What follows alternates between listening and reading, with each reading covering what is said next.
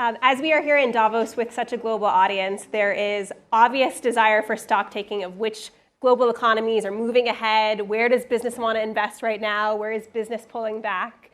So we're going to talk today about what it takes to build a competitive economic hub and looking at one place where we know there is unquestionable growth right now. So Minister, I want to start with you as we talk about Kuwait's economic story. How are you all thinking about where is the investment going? What's changed the most fundamentally in how Kuwait thinks about inspiring economic growth? Thinking in particular about your competitive Vision 2035 plan, how are you all thinking about what does that transformation look like for the country? Well, thank you, Lauren. I would like to welcome everybody for this session. Let me start by giving a preview of Kuwait's Vision 2035 and what it aims at. Ultimately, it's a transfer. It provides a national roadmap for economical transformation that aims to strengthen the private sector, diversify the economy, aim at lower dependence on oil prices, improve information, technology, digital services, ultimately enabling Kuwait to be a regional financial and commercial hub. So within that perspective, it's essential for us to recognize that 58% of Kuwait's GDP is dependent on oil. However, we have seen non-oil revenue increase year over year, almost 3%. And within that space, the non-oil revenue, the electricity tariffs represent about 20% of that income. Now, this year, because of the implementation of active billing, monitoring, we project an increase of that revenue of almost 100%. So it's important for us to keep on pushing those initiatives and make sure that we see an increase in non-oil revenue as we move forward. Ultimately, what we aim at in terms of economic diversification is to have the economy led by the private sector and not government-led. The growth is expected to be from there and not within the tenders that the government is providing.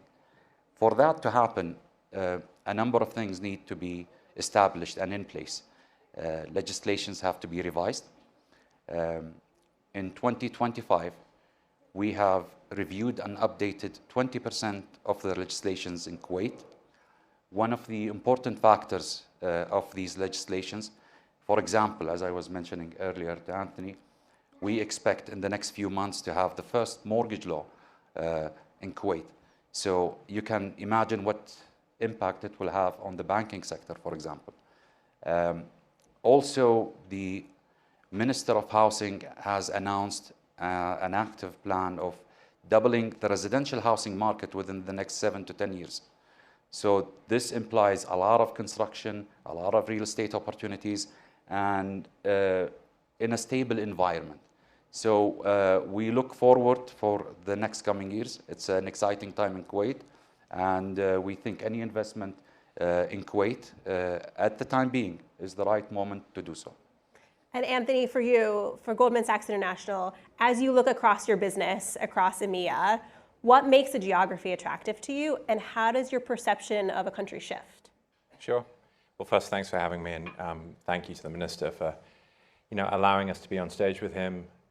Look, when we think about our business, as you know, we've been in business in EMEA generally for 40, 50 years, so we have a long history. As you can imagine, we're operating in all the core markets in Europe. What do we look for? Obviously, we're a business that's driven by growth and returns, and so what we're looking for is markets that provide the opportunity to accelerate and add to that growth and returns equation, obviously that's core at the firm. And so we're constantly looking for places where we can do that. Obviously, a number of the markets we operate in Europe are quite mature. We can come on and talk about Kuwait, but one of the exciting things about Kuwait is it's not mature. It has huge, economic opportunity. And when we really step back, what are the key characteristics? Look, we want to be not just a market that has huge growth opportunity, but a market where we can partner with, political leadership that's stable, that has, financial capacity, that has real ambition, as you just heard from the Minister, and also has a pool of talent. Ultimately, we as an organization only have two assets. We have our capital and we have our people. And so we need to be able to tap into local people. We don't want to just land in a market and parachute in a team. We want to come in and adopt local talent and bring them into the firm. So those are really the key traits that are critical to us as we assess new market opportunities. And you mentioned the partnership with government. What does an ideal partnership with government look like for you all? You could use Kuwait as an example. Okay, well, that's a good example. Just to lead the witness. Well, look, Kuwait, we're proud to have a 50-year history with Kuwait. I think the reason we're up on stage here today is because, we opened a new office in Kuwait last year. We were very excited by that opportunity. Why did we do that? Because we felt that over a period of time, we built a relationship, with the political leadership that is incredibly healthy and is symbiotic. And what really matters to us, and I said this just before, is that we are engaging in a country where there's huge ambition, where there's also a big private market opportunity, and we see a significant private market opportunity, where there's big financing needs. And again, as you hear, the vision statement that we've just heard, you can see those financing opportunities. And look, the other thing that's very, very important to us is that we feel that we can see that there's a place where the firm can operate consistent with this culture that we have at Goldman's, which is this one GS strategy. And that is exactly what it sounds like, which is the firm operating as one rather than operating in silos. What we found in Kuwait is that the leadership there wants to operate with the firm holistically, and we want to go in and turn up, and we want to not just be bankers and traders and investors. We want to operate holistically and make sure that all parts of the firm are working together to support the country. Mm-hmm. And Minister, I've heard in many conversations here so far at Davos this year about frustration in places where there's intellectual property developing, ideas developing, but regulation is holding it back. And as you were saying before, you guys are working on the opposite of that. You're trying to make the regulatory environment really be in favor of business and in favor of investment in Kuwait. So how are you thinking about what that partnership looks like with a Goldman Sachs or with another private sector organization? How are you making Kuwait an environment for them that's attractive? To have a welcoming environment with your partner, you need to understand what are the challenges that they're facing in terms of regulations, in terms of any government imposed and obsolete sets of rules that have been in place, some of them 60 years ago. So in terms of the revision of these legislations, they have two tracks. One is the standard everyday type of legislation that does not affect or ease in the business environment. But we do have a fast track when it comes to any information that we receive from a partner that there is some local legislation that affects the business environment, constrains them from having a competitive entrance into the local market. These are legislations that are monitored by His Highness the Prime Minister. We meet on a weekly basis to discuss any challenges that results in constraining the environment in Kuwait. And in that, we have seen legislations that took 20, 25 years to update the last time being done in a month. So it's just the comparison between what we are seeing now to what was the case before is astonishing. And with that, again, we're working with our partners. We aim for long-term partnerships. And our goal is to ultimately benefit this type of relationship for both entities involved. So we don't treat them as a type of an enemy where we're trying to get the most. No, we want them to be successful, for us to be successful as well. And Anthony, you all are opening an office in Kuwait. Is it because of this rapid growth and openness that's attracting you there? Are you seeing more investment opportunities? What's incentivized you guys to open an office there? Well, I mean, all of the above. Look, one of the things I'd really touch though on, which the minister just referenced, I think we're going to hear a lot in Davos this week about volatility, geopolitical volatility. What's important in a market that we go into, any financial institution, is a sense of real stability. And with that stability becomes also, capacity to do some long-range planning and also this fast decision-making. And so when I look around the world at the markets we're operating in, there's a lot of markets which do have quite a lot of volatility and, probably less stability than we'd like right now. Kuwait is a very good example of a place where that isn't the case. And that's important because when we build a new office, we're not making a commitment for the next year or two. We're making a multi-generational commitment, not just in terms of the bricks and mortar, but in terms of moving people, and taking on licenses and doing things that should stand the test of time. So, the combination of stability, a sense therefore that we have visibility that gives us capacity to plan, but also this point around speed of decision making. The other thing you'll hear consistently here and elsewhere is, that we are struggling in Europe with the level of regulation and the lack of pace with which that regulation is changing or deregulating. Again, what Kuwait is doing is a very good example of actually how important it is to Europe. If we could move with the speed that you've just heard, it's going to facilitate investment for obvious reasons. And Minister, as you are focusing on attracting that investment, are there specific sectors that you all are prioritizing? Well, I mean, the mega projects, I should say, they're all tendered through the Kuwait Authority for Partnership Projects. Again, to put it in perspective, the authority was established in 2014, 12 years ago. In the last 12 years, 4 projects have been contracted. As of today, 6 are under tender, and 6 are upcoming again in 2026. So that just tells you the speed of how things are changing in Kuwait. One example I like to mention is one of the 4 projects took 7 months to get the approval of the Audit Bureau. This is back in 10 years ago. The second phase of the project took 4 days. So that tells you how much time was wasted before. Now, when we talk about that kind of efficiency in terms of tendering these projects, in terms of involving the private sector, in terms of sharing the risk with expertise in the private sector in the domain that you're targeting. Now, these opportunities range from energy to renewables, to real estate, to digital applications, a number of opportunities, and they will continue. The Ministry of Finance alone has 20 projects that are being planned, mind you, all the other ministries. So we think this is to the benefit of the private sector, locally, and institutional investors abroad. We make sure that the projects are done in a way that makes these investments bankable to attract investors. Hence the dialogue early on with our partners to ensure that we have products that everybody wants to bid for, ultimately resulting in better pricing for the government itself.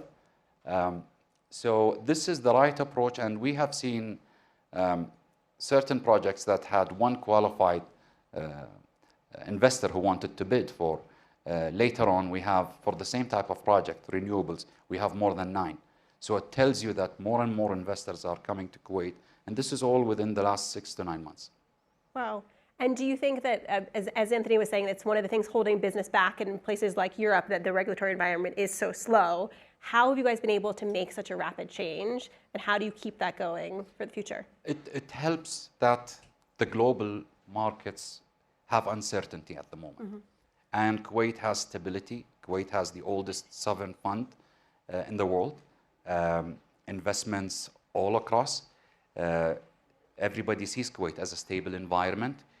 We are strong within our GCC unity. We make sure that multilateralism is important for the GCC and for the rest of the world.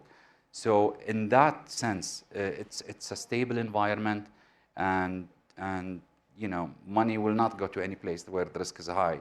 So this is a natural place where we see the new port that will open, the cooperation that is happening with Iraq, Central Asia, and the Gulf, all to the benefit of Kuwait in the future.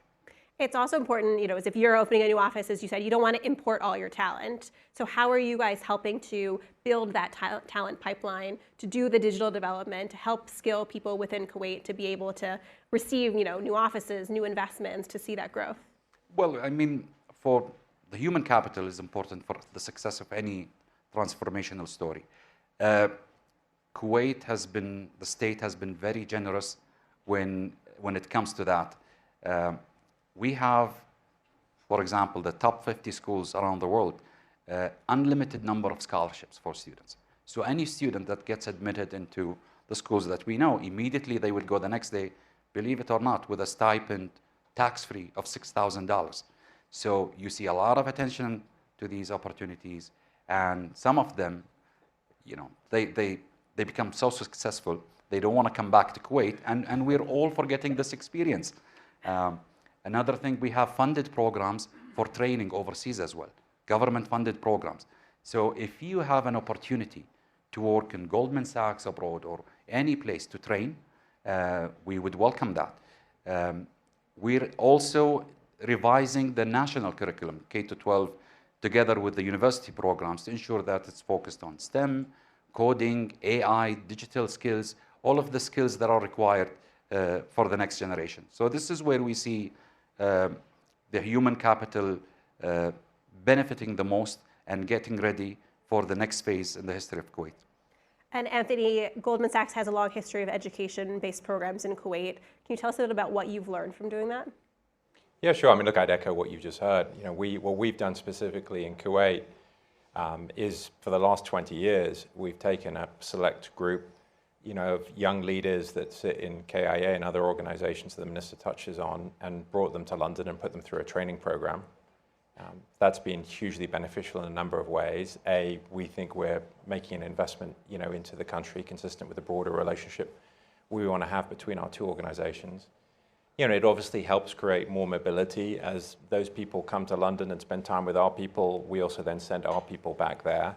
And it's just consistent with what we're trying to do, which is be less transactional and more relational as we really, invest across the piece. And I would just say, just to underpin the broader comment around the GCC that the minister touched on, when I look at our business across Europe, Middle East, and Africa, Middle East is far and away the biggest growth opportunity for us. It has been for quite some time.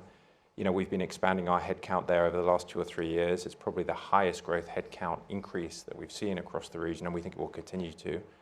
And that's really a function of what we see as just, the underlying health of the economy, the ambition of the political leadership there across the region. And as I said, there's, this real sense of stability. And that really is the case across all of our divisions. As you know, the Goldman's really has 2 core divisions: global banking and markets, which is our investment banking and our securities operation, and then our asset and wealth management businesses. The headcount growth and the investment we're making is spread across all of those, which just shows how broad and holistic, the growth opportunity is in that part of the world. And are you looking for any new skills and development, in that region, or honestly in your business more broadly, especially with the increase in AI, and as we're seeing people, needing different trainings? Are you guys continuing your same pathways, or are you looking for anything different? No, look, I mean, one of the big things that we've launched in the last 12 months is this capital solutions business, which is a very significant, we think, growth opportunity. It actually, in practice, isn't a new business. It's the aggregation of a number of different businesses that are sat within different parts of the firm that we've all brought under one roof. And what's the point of it is exactly what it sounds like, which is, we think that we're operating in a world where there are significant financing needs, and there are a number of people who can provide that financing. But the complexity of those financing needs and the sophistication of the financing providers, is huge. And therefore, really, Capital Solutions is meant to sit in the middle and help bring people who need that financing together with those who can provide it, in a way that encompasses all their needs across different parts of the capital structure. The reason I raise that in response to your question is because that is, that's a sort of relatively new toolkit. It's very relevant in places like Kuwait, where, I think we're going to find that, the financing requirements span across, everything from pure equity to private credit, public credit, asset-backed financing, and so on and so forth. And we're really trying to be solutions-based rather than just financing-based. And that's, that is a key expertise across our teams. It requires, multi-product skills, and it requires multidiscipline across industries, because as you heard the minister when he talked about transportation and infrastructure and telecoms, our industry bankers have to come together with our capital solutions people, really to provide, one-stop shop, to countries like Kuwait as they seek to continue to invest in their countries. Minister, as you set the vision with Vision 2035, imagine us 10 years from now, 9 years from now, in 2035. What does success look like for you all? How do you measure if it was successful? Well, first and foremost, a diversified economy, led by the private sector, jobs created by the private sector, partnerships with international firms and neighboring countries, making sure that we continue the GCC collaboration when it comes to infrastructure projects, for example, railroads between us and Riyadh, trading route through Iraq. All of this is required in order to make Kuwait, as per the vision itself, a regional financial and commercial hub. The banking sector in Kuwait is one of the oldest in the region, and they do possess the skills and capacity to advance all of the functions that are required within the upcoming boom that we expect within Kuwait and the region. Ultimately, the state-led spending needs to reduce, and it becomes part of the private sector mandate to ensure that jobs are created, that the economic growth allows them to create those jobs while increasing their profits and less dependence on oil ultimately. I know you spoke about the GCC collaboration being critical, but tell us about what you think makes Kuwait unique. How do you want investors or the business community to look at Kuwait in particular? Well, first of all, Kuwait enjoys stability that makes it very attractive for investors. Kuwait has no political interest when it comes to investments. We don't allow or initiate investments for political purposes. We're always the silent partner. We want to make sure we make active partnerships that are responsible, that are good for the planet. And in that sense, it is attractive for any company that wants to work to make sure that it's working in Kuwait, because there will be no reciprocal requests made in exchange for that. We do believe that the returns in Kuwait will be significant. Again, this is unheard of what's happening now in the history of Kuwait in the last 65 years. We haven't seen anything like it. So also, we don't aim to, when it comes to regional countries, to have a competition rather than cooperation that is beneficial for both. As we do with these partnerships with international companies, we want to do the same to our brotherly and friendly neighbors. In that sense, Kuwait has always maintained a balance in terms of its political stance, and we are sure that this will continue going forward, and this will make it very attractive for investors, knowing that we're always going to be in the middle of the line, asking people to be together rather than, something else. Anthony, how will you all measure the success of your investments in Kuwait? How will we? How will you measure the success of your investments in Kuwait? Well, look, first and foremost, this is about building a long-term relationship. And so the best measure of success will be if my friend to my right is happy and calling us and saying, please come back and do more. And so, genuinely, we run a business that is focused on, relationships, not transactions. And we have a philosophy that if you build great relationships, the transactions will follow and the revenues will follow. And so, look, of course, financial KPIs matter. Of course, we want to make a return on capital invested. Of course, we want to drive growth. Of course, we want to feel it's a productive return on every person we put in the business and every dollar of capital.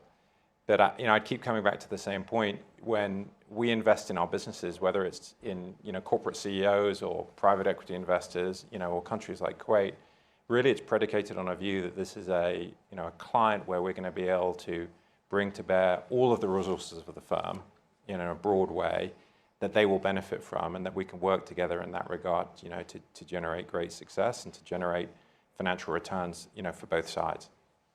And then, Minister, final question to you. As you're here in Davos this week, what is your ultimate message that you want to be leaving people with as you are building those connections? Well, I can talk about any sector in Kuwait, and I can truthfully say that what happened in 25 is nowhere to be compared to any year before. But there is a lot of excitement building in every sector. The level of cooperation has never been seen before.